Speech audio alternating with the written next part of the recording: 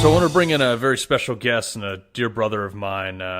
Johnny Walker is not his real name, but he's very close to me. He was an Iraqi interpreter I deployed with in 2007, and so I wanted to bring him in today to talk a little bit about his experience with not only the war, but coming to America and how special it is for him to be a part of this great nation. So Johnny, thanks for coming on. Oh, thanks for giving me the opportunity to be in your show, brother. Oh, my pleasure, my pleasure. So, like Johnny and I, we know each other from 2007. We were in Baghdad together. We did, I don't know, how many ops did we do together? Just, I don't know, name it. Yeah, exactly. Pick a number out of a hat. But, yeah, I mean, look, Johnny's one of my, somebody that I consider family. I mean, this guy was willing to take lead for me. Thank and you. It was... It's truly something special to be able to share that bond as you do with other military members, and we looked at every SEAL overseas looked at Johnny the same way as somebody who was willing to go in the door first and potentially take that first round, so we didn't have to. And so I just want to tell you I appreciate everything you've done for not only the SEAL teams but for us as America and even your home country of Iraq. Thank you, brother. And you say it, bro. We fight is not. When I say against Iraq, we fight good people against bad people. Right. Yeah. I've taken some heat in the media before. It's funny things. Sorry for interrupt you, brother. But you call me close family, you call me brother, and at the same time, people calling you racist. Yeah. Or calling you against Muslim. That's fucking funny. And and you know what? All what I can say is if we listen to and all this news agenda, we will never build this nation. We will have no heroes. We will have no patriots. So you know what? In 2007, you came to my country. You helped me. You called me brother. We fight shoulder to shoulder. And other that, I don't need to know more than about Carl, my brother. Whatever the media said, let the people of media take care of it. Yeah, I just want to announce that. No, I appreciate it, man. That's something that the media, I don't think, wants to know or wants to see. And that has nothing to do with me personally. It's just they want to draw a narrative between people who believe certain things on the right as these horrible people to try to play that identity politics. And I think that's why it's so important to talk to people like you and open the dialogue, because you have so much experience on seeing the both sides of the sword here. I mean, tell us a little bit about, the beginning of Iraq and, when America came in, the initial invasion and stuff like that. So before the United States came to Iraq, I mean, I can guarantee you everyone live in Iraq, Sunni, Shia, Kurdish, name it. He just wants Saddam's regime gone away for good. Because I'm telling you, simple, I'm not going to waste your time. There is no dream. There is no hope. There is no future. So there was no dream for Iraqi citizens under Saddam. Yeah. Like, give you a small example. Driving my 18-wheeler truck from Mosul all the way to Baghdad to make $20. Almost like 900 kilometers to make $20. Wow. So imagine. So when the United States came to Iraq, I feel I'm catching my dream again. And most of the people, they welcome the American forces. It's like, holy cow, this is amazing feeling. At the end, we can live as a human. So this is the expression of the people welcoming the United States Army or our forces when came to Iraq. Yeah, I mean, it's interesting to hear that side because people, especially in the media today, view the Iraq War. It's like, look, I've been pretty critical of the Iraq War. I think we went in there initially for the right reasons. I think we ended up fighting the war poorly towards the end, even under the end of Bush and definitely through Obama. We came in. What was the biggest? What were the pros and cons of America coming in there, and what was your experience on it? I mean, at the beginning when I worked with military police, as you know, there is no serious mission. We just run the Iraqi police station and bad guys, which is thief, corrupt, all these kind of things. But when I move and start working with the SEALs and start heading terrorist warehouse, found all the cashier, found all the C4.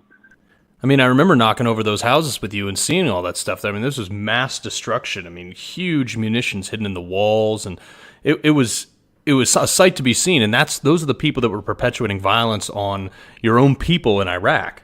It's like, holy shit, where those people want to take my country? And from that time, my job belief, my work belief is changed. Because when I work with military police, pretty much I thought it's safe. So I work only for follow my American dream and also make good money. But when I work with SEALs and I saw all these kind of things in front of my eyes, be honest with you, I feel shame. Shame? Because I thought like those people came 1,000 miles to my city, Mosul, the one I born and grew up. And there is bad people, savages in my city, and I don't know. Yeah. And those people risk life for me and for my family, and I'm not doing nothing. So from that time, it's like, no, I need to catch up. I need to learn more. I need to learn more English so I can help my guys, my brothers, to make their mission successful as best as I can. So. Yeah. Well, I mean, the being a SEAL and being in the public eye and stuff. I get the feeling of people see SEALs as hardened. We're not no emotion. We kind of just go in, we kill bad guys, kick in doors and things like that. What was your experience getting to know the SEAL teams? Bro, I'm gonna tell you something about. They said like they have no feeling, no emotion, but the most sensitive emotion people is the SEALs. And I'm gonna give you proof for what I'm saying. So when I came in 2009, Master Chief, retired, Jason Tushin, he is at that time active duty, and he is in Fort Irwin, Fort Training Circle. And when he heard me and my family we landing in the United States, he started crying. Huh. So imagine warrior badass. He started crying about Muslim family land in the United States. I think I don't need to say more than this. Yeah, I mean, a lot of people don't obviously know your escapades, but they should get out and read your book, Codename Johnny Walker. But the level of operation you did for us. I mean, it is. For you to come here and be part of the American dream is, everybody you served with wanted that.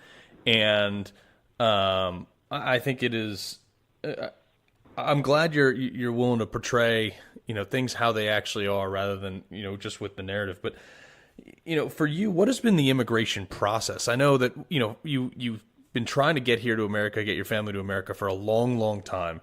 And the immigration process has been a nightmare for you to navigate. Yeah. So this is how I think, and this is my personal opinion.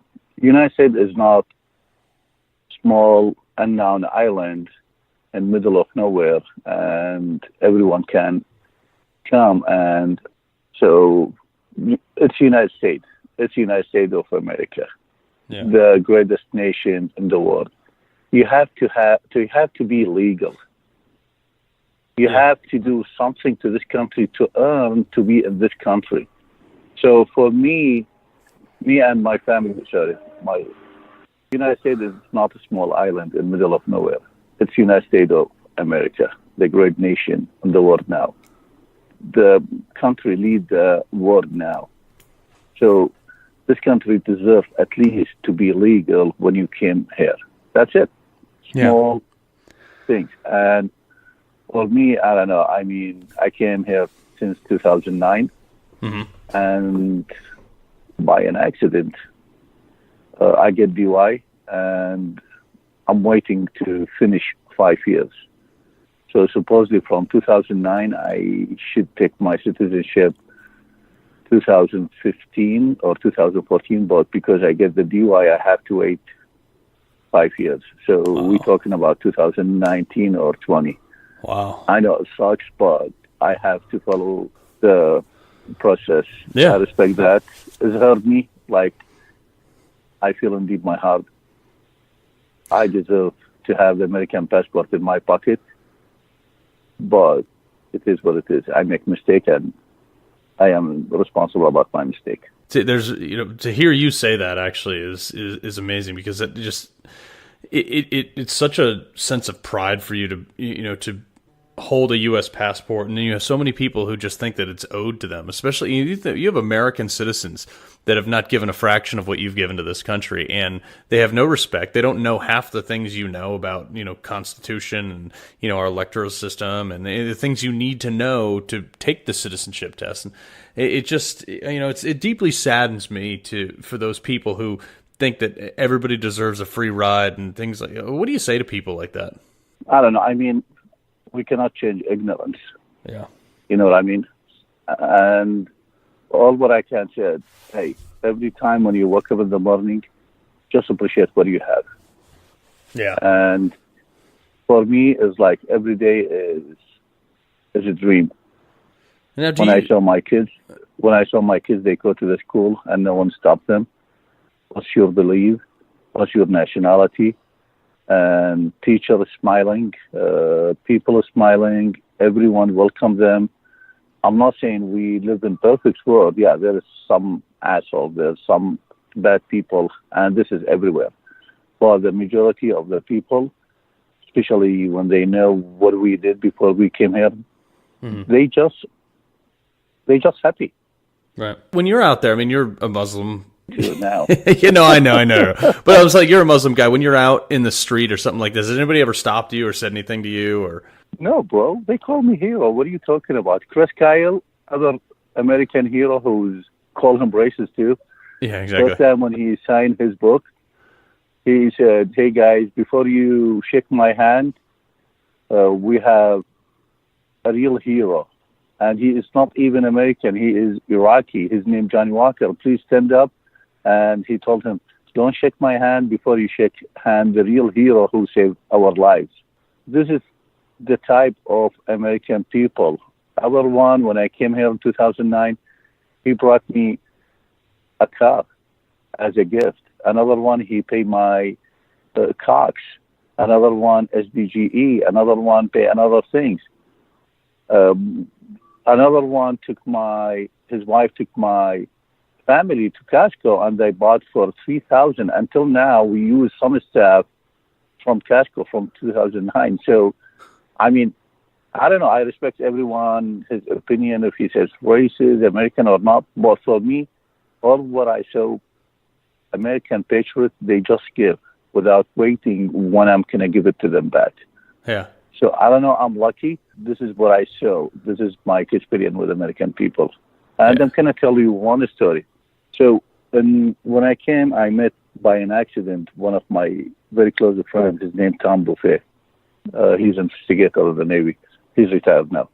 So he took me to the Miramar, and he explained to me all the Miramar base, this and that. And it looked like, in my heart, what are you doing, man? I'm done with the army things. I'm done with the heroes. I'm done with any kind of fighting things. I just want to go to the beach. I want to have fun, So anyway, we saw smoke, and he gets weird about the smoke. So I told him, "What's going on, Tom?" He says, "Oh, do you see that smoke?" I told him, "Yeah, I saw that smoke.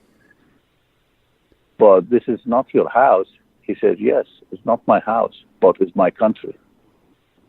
Yeah.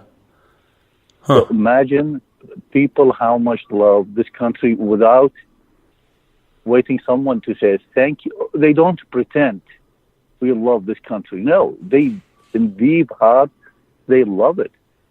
So trust me, I learned how to love this country from you guys, how to appreciate what I have from you guys. Yeah. So, yeah, and now help people understand the difference between the extremist side of Islam and the extremist in Iraq and things like that versus the rest of, like, really help us humanize the fact that there are the bulk of Muslims, the bulk of that region are not terrorists. So I don't know. I'm I'm just can explain from my experience. So half of my family killed by Qaeda and ISS, and my tribe, and they are Muslim too. So, and we fought Qaeda and ISS long time, and we sacrifice a lot of lives. Mm-hmm. And we understand, like, those cancer of day one, our future, we will end up with darkness. And one of the reasons why I work with American forces, me and 1,000 people, because we believe about the freedom, and we believe about Qaeda and ISS is the savages, barbarian who's want to take us to the old century. Right. And one of the reasons why the United States succeeded in Iraq without a lot of casualty, thanks God, because most of the Iraqis, they hate the old regime, and also they hate Qaeda and Iranian militia and ISS. And that's why when we work with ERU, Emergency Response Unit, you saw the guys, how much they love you, and they jump in front of you, and they want to do anything. And I think without the friendly forces with us, the Iraqi friendly forces, we lost a lot of American life. And, I mean, you saw that in your eyes, probably. Yeah. Oh, for sure. Same thing with I can't. Same thing with the ICTF unit. Yeah, I can't tell you how many times these guys would, push me out of the way so they could go in the door first because of the ownership they had to their fight in their country. We were there to back them up, but they wanted to make sure that if someone was taking a bullet through that door, it wasn't going to be in America. I mean, it was, because I'll be honest, like the first time I came to Iraq, like, being in the military, like, you are trained to hate an ideology, and the body's natural prejudices jump out and say, okay, we're fighting Islam as a whole. And it wasn't until putting boots on the ground where I realized that, hey, look, like, there's a huge difference of who we're fighting and who we're fighting alongside of here, and they both live in Iraq. And it was awesome to see that. But when I come back here, like, I have innate prejudices towards, the diehard Islamists that were radicalized over there. Like, as much as I hate them, you do too. And yeah, I mean, everyone, he should hate those guys because it's against the human. You know what I mean? Yeah. I mean, they killed, men, women, and children, and, across all religions. It doesn't matter. Yeah. No, I mean, look at to Iraq. Who destroyed Mosul? ISS. You know what I mean? I mean, look at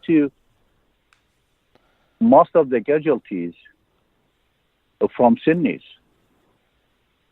Yeah. Like, one of the questions, one of my friend, her name Liz, she asked me, do you miss your country? I told her, yeah, of course I miss my country. And she says, are you planning to go back? I told her, no, because there is nothing left from my country. Like, especially my city. Like, half of my tribe gone. My friends, half of them, they are gone too. City as building is gone too. The old city is gone completely.